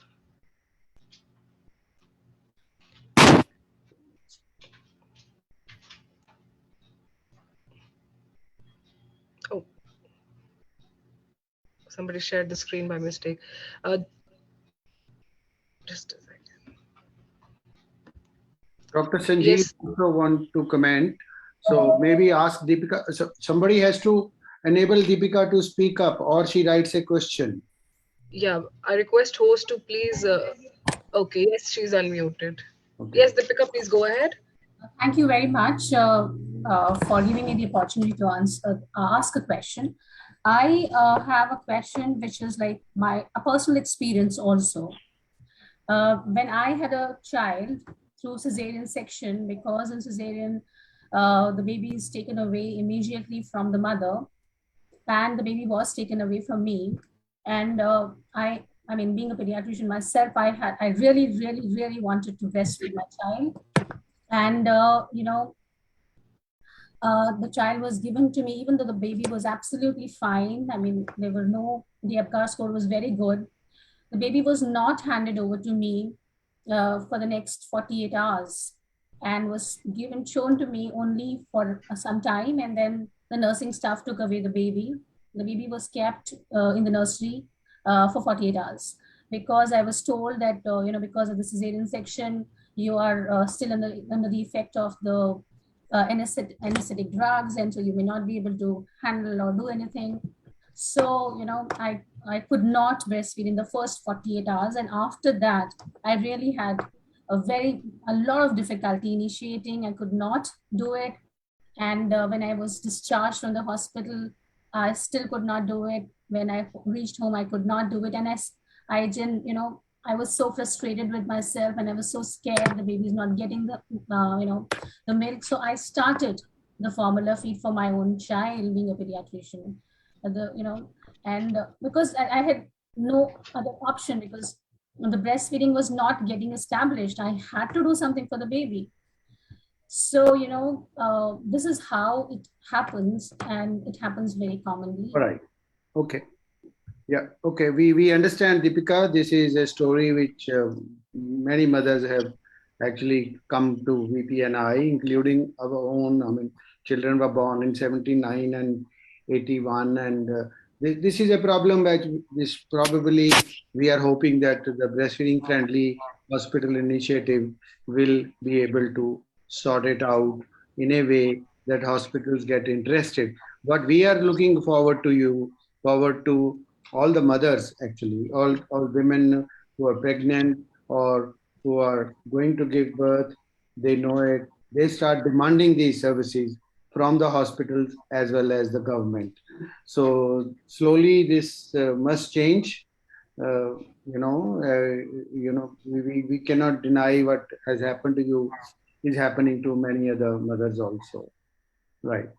So just wanted to ask you, what will be the learning from this, in the sense that can we penalize the hospital for this? Can we have some accountability from the hospital, in the sense that if I was not allowed or I was not facilitated, how can I go back to the hospital and really ask them or hold them accountable? You can ask a question to the hospital and what services are required and demand.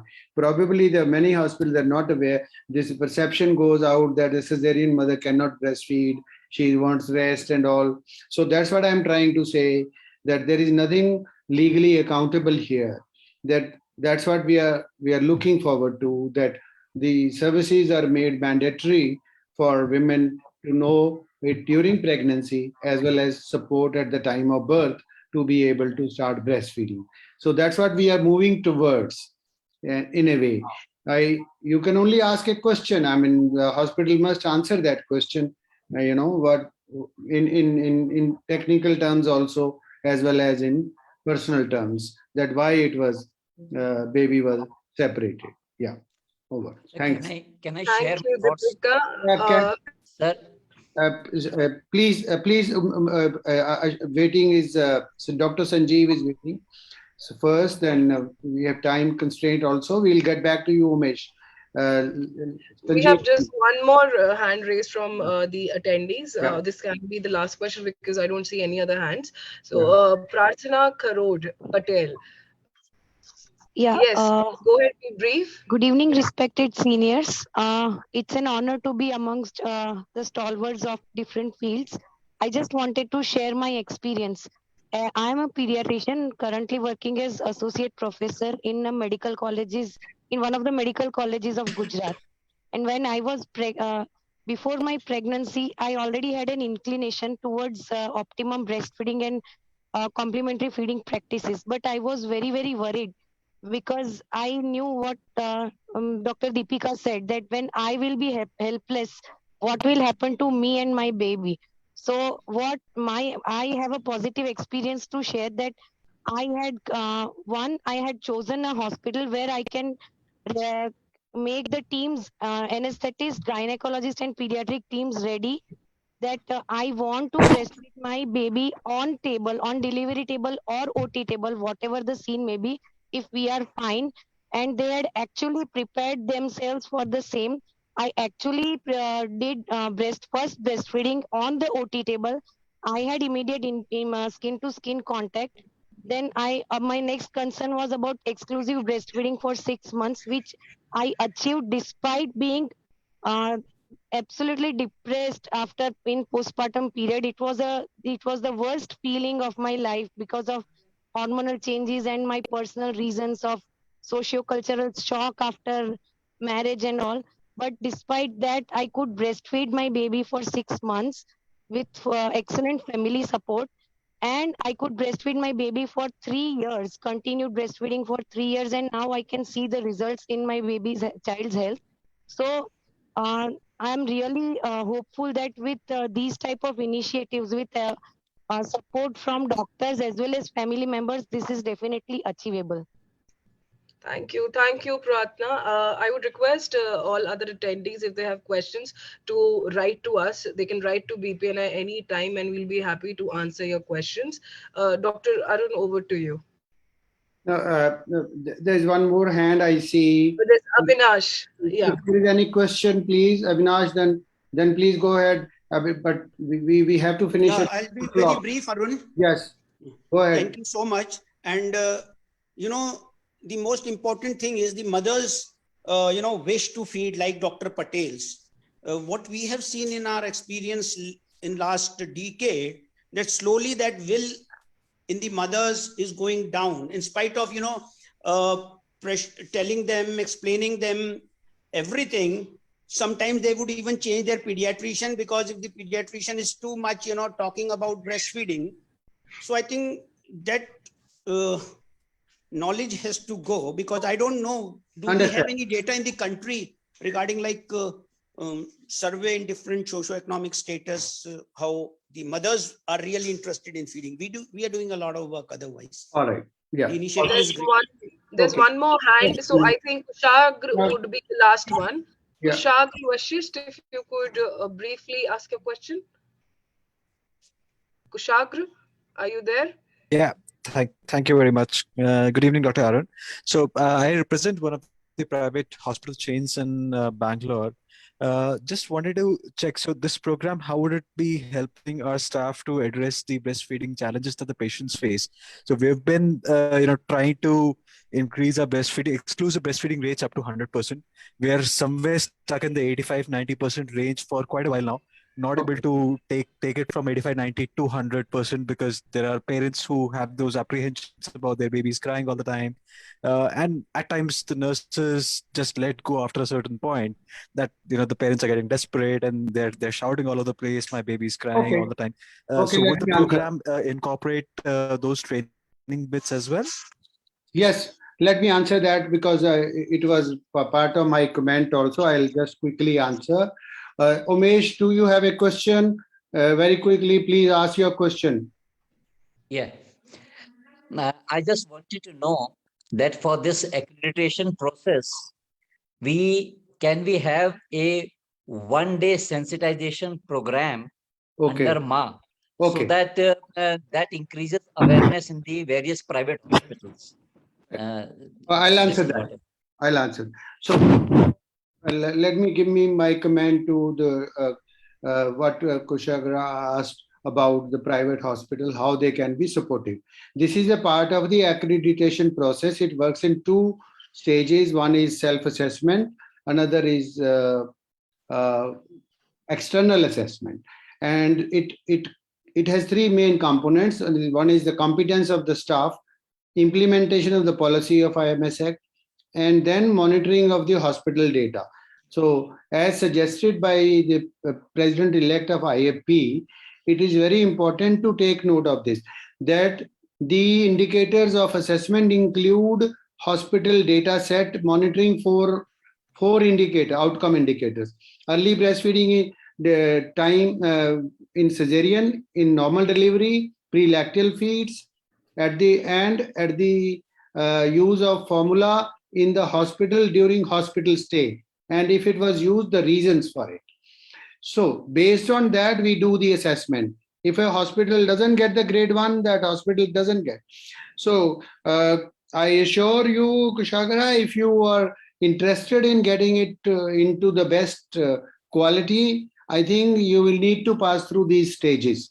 You need to do a self-assessment first to check your readiness, and then you go to on the website, the indicators, there are 18 indicators on the hospital is assessed on, so you can check that also.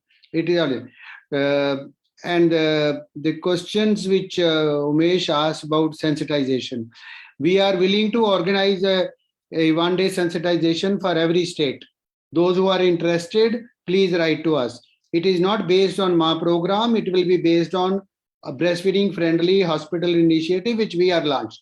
Government is doing in the government hospitals. If the government hospitals are interested to join us, they're welcome. But the government currently says you do in private hospitals, we will do in government hospitals. Now, how government does, we have no control on that. So, but there are 2 hospitals which have already applied, like Armed Forces Medical College Pune and Rajiv Gandhi Hospital from Pondicherry have already applied for it, and they are undergoing the process of self-assessment now. So I think I missed Sanjeev. Please come on for your comment. Yeah. Thank you, Arun, and I congratulate you in launching this initiative. And those of us who have been working in breastfeeding in India, including you and Dr. Anand, from early 80s, we started with our struggle on getting the international code adapted to Indian situation. And those of you who are not aware, it took us 1 decade, 10 years to get it through the parliament. So Arun, what I thought was that struggle, then baby-friendly hospital initiative, you were a part of that initiative, how it continued and what problems we had and subsequent. So I think it is time to document the history. You had brought out a book on breastfeeding earlier and a struggle in India. I think it is right time to bring out an update so that we can learn from our history of struggle on promoting breastfeeding in India. And I congratulate you. You have already addressed a lot of problems we faced, and we could not sustain the baby-friendly hospital initiative in India after 1998. Unfortunately, it boils down to the people who are part of organizations like UNICEF. I was the nodal point for breastfeeding in UNICEF office in India. But when people change, that interest gets lost, and somehow that momentum is lost again. And then people like you have to, bring it together to create that, critical mass to start the momentum. So it will be good to document maybe an updated version of the book you brought out from BPNI, and I will be happy to contribute to reflections of our struggle on promoting breastfeeding for last 40 years in India. Thank you so much. Thank you, Sanjeev. That's a wonderful suggestion. We just did a small analytical analysis of the 30 years of BPNI on 3rd of December. We launched it, and we will share that copy with you. And of course, the bigger book which you are mentioning, which was 12 years, we documented a 12-year experience. We will certainly make an attempt on this suggestion in the coming year, probably once we need time and hands to do it. Very much offer to. I'm willing to support you, Arun, on that. I have relatively more free time at hand now. Thank you so much for your support, and we shall do it. Yeah. Is there anything else, Nupur, left? Otherwise, we can close it with thanks. You are muted. We have the thank you note, the vote of thanks by Dr. Sangeeta Rani. Dr. Sangeeta, over to you. Dr. Sangeeta is the CMO and CAG of Guru Gobind Singh Hospital, Delhi, and he's the member secretary of NAC with us. A warm and graceful evening to our most valued Honorable Chief Guest, Dr. Jay Jayalal, National President IMA, Guest of Honor, Mr. Arjun Divak, Deputy Country Representative UNICEF India, Dr. KP Kushwaha, Chief Coordinator BPNI and Chairperson for today's webinar, Dr. Arun Gupta, Central Coordinator BPNI, Dr. Girdhar Gyani, Director General AHPI, and other dignitaries and all who joined this event. It's my privilege to propose a vote of thanks and acknowledge the contribution of those who worked hard to make this launch happen. First of all, I extend my gratitude to the Almighty God for making today's event a resounding success. With His blessings and grace, we are able to make this launch of BFHI. On behalf of BPNI, AHPI, and all partners, NAC, I extend my really hearty vote of thanks to our Chief Guest, Dr. Jay Jayalal, and the Guest of Honor, Mr. Arjun Divak, for sparing their valuable time from their busy schedule to attend this event and encouraging us by their presence. I thank Dr. Jayalal for officially launching this project, and we also today had the opportunity to hear his thoughts, which will enlighten our future path. I thank Dr. Mr. Arjun for sharing his experiences, and his commitment to the cause will really inspire us. Special thanks to Dr. KP Kushwaha for chairing this webinar. Sir, you always have been a source of inspiration for all of us. An event like this can't happen overnight. The wheels started rolling years ago. The vision and sincere efforts of a dedicated and hard-working team have made this happen. We have been fortunate enough to be supported by AHPI, Sitara, Bombay, EPI, IAPSM, IMA, Indian Public Health Association, Pediatrics, and Adolescent Nutrition Society, IAP, IAP Nutrition Chapter, Public Health Resource Network, NNF, TNAI, the Incline Trust International, and UNICEF. A big thank you all for partners for their support. I extend my sincere thanks to Ministry of Health and Family Welfare and WHO for their support and guidance for the development of assessment tools for accreditation.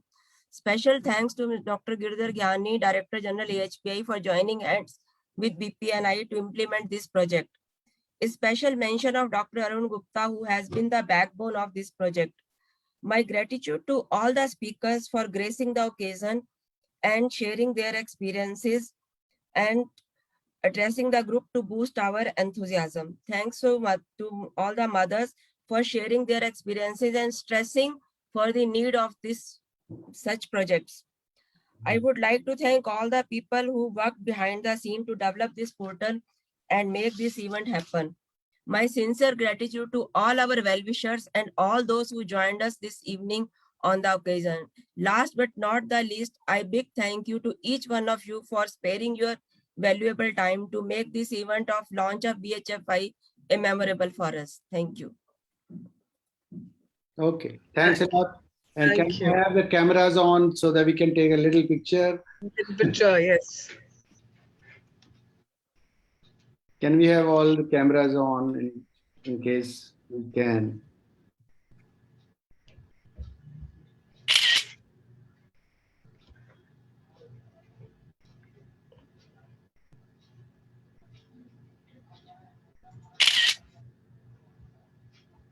Okay. All right. We have more people. Can we? Yeah. We have 3 pages actually. Yeah. Can we have the cameras on? Those who have not yet put the cameras, can you put your camera on and we can take a picture? All right. Thank you. Thank you. Thank you, everyone. Thank you. Now the meeting is closed. Thank you. Yeah. Thank you, everyone. Thank you. Thanks a lot, Dr. Gyani, Dr. Jaila. Thank you so much for your fine support.